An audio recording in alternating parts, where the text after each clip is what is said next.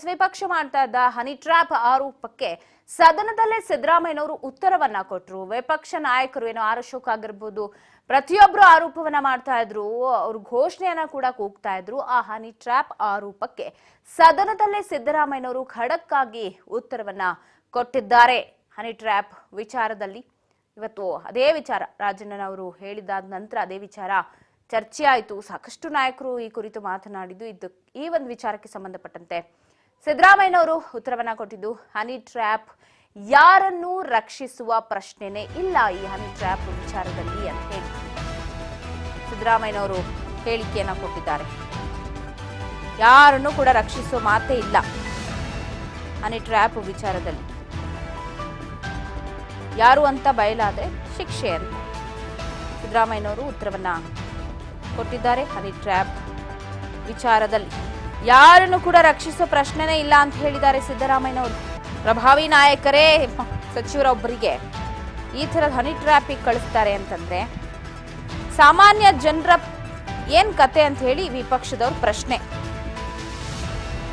So ಅದಕ್ಕೆ ಸಿದ್ದರಾಮಯ್ಯನವರು ಯಾರನ್ನು ಕೂಡ ರಕ್ಷಿಸೋ ಪ್ರಶ್ನೆನೇ ಇಲ್ಲ ಅಂತ ಹೇಳಿ ಉತ್ತರವನ್ನ ಕೊಟ್ಟಿದ್ದಾರೆ. ಸದನದ ಮೌಲ್ಯವನ್ನ ಎತ್ತಿಡಬೇಕು ಅಂತ ಹೇಳಿ ಹಾಗೂ ನ್ಯಾಯಾಂಗ ತನಿಖೆ ಕೂಡ ಮಾಡಬೇಕು ಅಂತ ಹೇಳಿ ಆಕ್ಷೇಪಣೆಯನ್ನ ವ್ಯಕ್ತಪಡಿಸಿದ್ರೆ ಇತ್ತ ಹನಿ ಟ್ರ್ಯಾಪ್ ಆರೋಪಕ್ಕೆ ಉತ್ತರವನ್ನ ಕೊಟ್ಟಿದ್ದಾರೆ ಸಿದ್ದರಾಮಯ್ಯನವರು.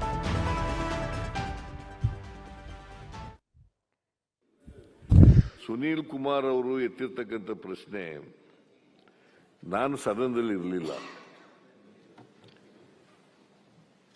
ನಾನು ನನ್ನ ಚೇಂಬರ್ನಲ್ಲಿ ಕೂತಿದ್ದೆ. ಆಗ ಚರ್ಚೆ ನಡೀತಾ ಇತ್ತು. ರಾಜಣ್ಣವರು ನಮ್ಮ ಮಂತ್ರಿಗಳು, ಪರಿಶಿಷ್ಟ ವರ್ಗದ ನಾಯಕರು. ಅವರು ರೈಸ್ ಮಾಡಿದ್ದಾರೆ. ಯಾರ ಹೆಸರನ್ನು ಕೂಡ ಹೇಳಿಲ್ಲ. ಅವರು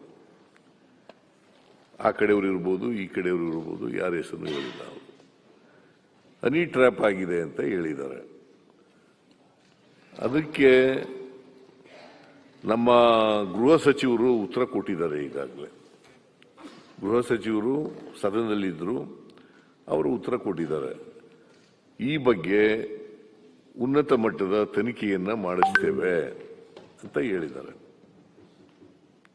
ಇದರಲ್ಲಿ ಯಾರನ್ನು ರಕ್ಷಣೆ ಮಾಡ್ತಕ್ಕಂಥ ಪ್ರಶ್ನೆ ಆಗಲಿ ಅಥವಾ ಯಾರ್ದಾರು ಹಕ್ಕುಚ್ಯುತಿ ಮಾಡ್ತಕ್ಕಂಥದ್ದಾಗಲಿ, ಯಾರಿಗೂ ರಕ್ಷಣೆ ಕೊಡದೇ ಇರ್ತಕ್ಕಂಥದ್ದಾಗಲಿ, ಆ ಕಡೆ MLAಗಳಿರ್ಬೋದು, ಈ ಕಡೆ MLAಗಳಿರ್ಬೋದು, JDSನವ್ರು ಇರ್ಬೋದು, ಇಂಡಿಪೆಂಡೆನ್ಸ್ ಇರ್ಬೋದು, ಯಾರಿಗೂ ರಕ್ಷಣೆ ಕೊಡಬೇಕಾಗಿರ್ತಕ್ಕಂಥದ್ದು ಸರ್ಕಾರದ ಜವಾಬ್ದಾರಿ. ಅಷ್ಟೇ ಅಲ್ಲ, ನಾಗರಿಕರಿಗೂ ರಕ್ಷಣೆ ಕೊಡಬೇಕು.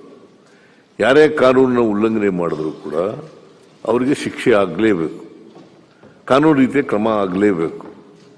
ಕಾನೂನು ರೀತಿ ಕ್ರಮ ತಗೊಳ್ಳಿಕ್ಕೆ ಪ್ರಯತ್ನವನ್ನ ಮಾಡ್ತೀವಿ. ನಂಬರ್ 1.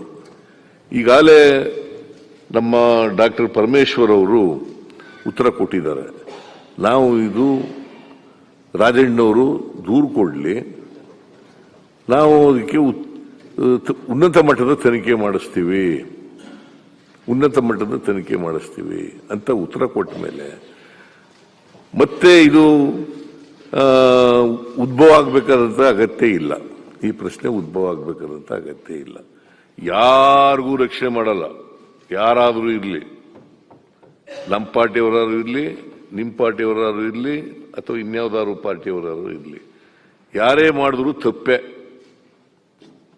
ತಪ್ಪೆ. ಸದನದಲ್ಲಿ ಒಬ್ಬ ಸಚಿವ ಈ ತರ ಹೇಳಿದಾಗ ಸುಮ್ಮನೆ ಇರಕ್ಕಾಗೋದಿಲ್ಲ. ನಾವು 100% ತನಿಖೆ ಮಾಡಿಸ್ತೇವೆ. ನೀವು ಉನ್ನತ ಮಟ್ಟದ ತನಿಖೆ ಮಾಡಿಸ್ತೇವೆ. ನಾನು ಕೂತ್ಕೊಳ್ರಿ, ಆಯ್ತಲ್ಲ.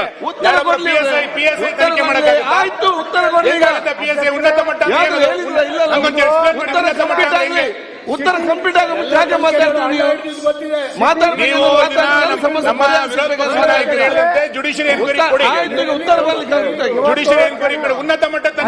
ಸಲಹೆ ಕೊಟ್ಟಿದ್ದಾರೆ. ಅವ್ರ ಸಲಹೆ ಕೊಟ್ಟ ತಕ್ಷಣ ಎತ್ತೀತು ಅಂತ ತಕ್ಷಣ ಕೊಟಕಟ್ಟಿ ಅಂತ ಹೇಳಕ್ಕಾಗಲ್ಲ. ಎತ್ತು ಕರು ಆಗ್ತದ ಇಲ್ಲೋ ಅಂತ ನೋಡ್ಬೇಕು. ಈಗ ನಾನು ನೋಡಿ, ನಾವು ತನಿಖೆ ಮಾಡಲ್ಲ ಅಂತ ಹೇಳಿದ್ರೆ ಐ ಕ್ಯಾನ್ ಅಂಡರ್ಸ್ಟ್ಯಾಂಡ್. ಈಗಾಗಲೇ ನಾನು ಇವ್ರ ಜೊತೆನಲ್ಲಿ ಮಾತಾಡಿ, ಪರಮೇಶ್ವರ್ ಜೊತೆಯಲ್ಲಿ ಮತ್ತೆ ಸೀನಿಯರ್ ಮಿನಿಸ್ಟರ್ಗಳ ಜೊತೆ ಮಾತಾಡಿ ಎಲ್ಲರಿಗೂ ರಕ್ಷಣೆ ಕೊಡ್ತಕ್ಕಂಥ ಜವಾಬ್ದಾರಿ ನಮ್ದು. ಬಿಜೆಪಿಯವರಿರ್ಲಿ, ಕಾಂಗ್ರೆಸ್ನವರು ಇರಲಿ, ಅಥವಾ JDSನವರು ಇರಲಿ, ಮಿನಿಸ್ಟರ್ಗಳಿರಲಿ, ಬೇರೆ ಬರೀ ಶಾಸಕ ಅಷ್ಟೇ ಆಗಿರಲಿ, ಎಲ್ರಿಗೂ ರಕ್ಷಣೆ ಕೊಡಬೇಕಾಗಿರ್ತಕ್ಕಂಥ ಜವಾಬ್ದಾರಿ ನಮ್ದು. ಅದಕ್ಕೋಸ್ಕರ ರಕ್ಷಣೆ ಕೊಡ್ತೀವಿ. ನಂಬರ್ 1. ನಂಬರ್ 2, ಯಾರ ಹೆಸರು ಹೇಳಿಲ್ಲ ಇಲ್ಲ ಅಂತ ಹೇಳಿ ಯಾರು ಹನಿ ಟ್ರ್ಯಾಪ್ ಅಂತ ಹೋದ್ರು, ಆರೋಪ ಯಾರ ಮೇಲೆ ಬರುತ್ತೆ? ಖಂಡಿತ ಶಿಕ್ಷೆ ಆಗತ್ತೆ. ಅವತ್ತು ಸದನದಲ್ಲಿ ಚರ್ಚೆ ಆದಾಗ ನಾನಿರ್ಲಿಲ್ಲ, ಡಾಕ್ಟರ್ ಜಿ ಪರಮೇಶ್ವರ್ ಅವರಿದ್ರು. ಸೊ ಹಾಗಾಗಿ ಅವರು ಉತ್ತರ ಕೊಟ್ಟಿದ್ದಾರೆ, ಗೃಹ ಮಂತ್ರಿಗಳು.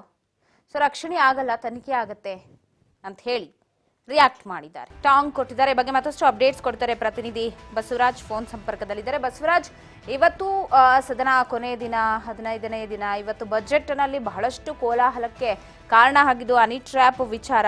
ಇನ್ನೊಂದು ಕಡೆ ಟ್ವೀಟ್ ಕೂಡ ಮಾಡಿದ್ದಾರೆ, ಹಸ್ತದಲ್ಲಿ ಒಂದು ಸಿಡಿಯನ್ನ ಇಟ್ಟು, ಪೆನ್ ಡ್ರೈವ್ ನ ಬೆರಳಲ್ಲಿ ಇಟ್ಟು ಒಂದು ರೀತಿ ಟಾಂಗ್ ಕೊಡೋ ರೀತಿಯಾಗಿ ಮಾಡಿರೋದು. ಸದ್ಯದ ಅಪ್ಡೇಟ್ಸ್ ಏನೆಲ್ಲ ಸಿಗ್ತದೆ ಕುರಿತು? ಈಗಾಗಲೇ ಬಜೆಟ್ ಅಧಿವೇಶನ ಕೂಡ ನಡೆಯಿದೆ. ಸದನದಲ್ಲಿ ಒಂದ್ ಕಡೆ ಹನಿ ಟ್ರ್ಯಾಪ್ ವಿಚಾರ ಅಂದ್ರೆ ಸಚಿವ KN ರಾಜಣ್ಣ ಅವರ ಮೇಲೆ ಒಂದು ಹನಿ ಟ್ರ್ಯಾಪ್ ಮಾಡುವಂತ ಪ್ರಯತ್ನ ಆಗಿದೆ ಅನ್ನುವಂತ ವಿಚಾರ ಏನಿದೆ, ಇದು ನಿನ್ನೆ ದೊಡ್ಡ ಮಟ್ಟದಲ್ಲಿ ಸದ್ದು ಮಾಡಿರ್ತಕ್ಕಂಥದ್ದು. ಸ್ವತಃ ಸಚಿವ KN ರಾಜಣ್ಣ ಅವರು ಕೂಡ ಒಪ್ಪಿಕೊಂಡಿದ್ದಾರೆ, ಹೌದು ನನ್ನ ಮೇಲೆ ಅಟೆಂಪ್ಟ್ ಇದೆ ಹನಿ ಟ್ರ್ಯಾಪ್ ಮಾಡ್ತಕ್ಕಂಥದ್ದು ಅನ್ನುವಂತ ಮಾತನ್ನು ಕೂಡ ಹೇಳಿರ್ತಕ್ಕಂಥದ್ದು. ಅದಕ್ಕೆ ಸರ್ಕಾರದಿಂದಲೂ ಕೂಡ ಉತ್ತರ ನಿನ್ನೆ ಪರಮೇಶ್ವರ್ ಕೂಡ ಕೊಟ್ಟಿರ್ತಕ್ಕಂಥ.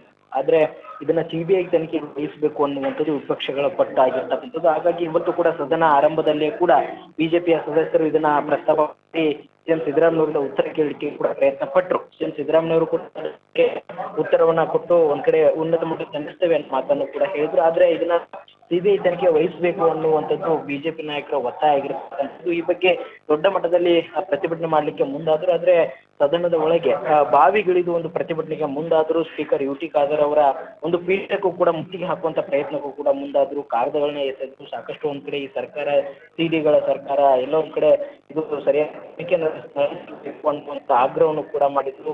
ಮತ್ತೆ ಈಗಾಗಲೇ ಕೂಡ ಮಾಡಿರ್ತಕ್ಕಂಥ ಪೆನ್ ಡ್ರೈವ್ ಸರ್ಕಾರ ಅಂತ. ಸೊ ಹಾಗಾಗಿ ದೊಡ್ಡ ಮಟ್ಟದಲ್ಲಿ ಆಕ್ರೋಶವನ್ನು ವ್ಯಕ್ತಪಡಿಸಿದ್ರೆ ಈ ಒಂದು ಹನಿ ಟ್ರ್ಯಾಪ್ ಅಂತ ಇಡೀ ಒಂದು ಎಲ್ಲ ಶಾಸಕರು ಕೂಡ ಒಂದ್ ಕಡೆ ಕಳವಳ ವ್ಯಕ್ತವಾಗುವಂತ ಸಂಗತಿ. ಹಾಗಾಗಿ ಇದನ್ನ ಸೂಕ್ತವಾಗಿ ನೋಡಲೇಬೇಕು. ಒಂದ್ ಕಡೆ ಸಚಿವ KN ರಾಜಣ್ಣ ಅವರು ಕೂಡ ಒಬ್ಬ ವಾಲ್ಮೀಕಿ ಸಚಿವರು.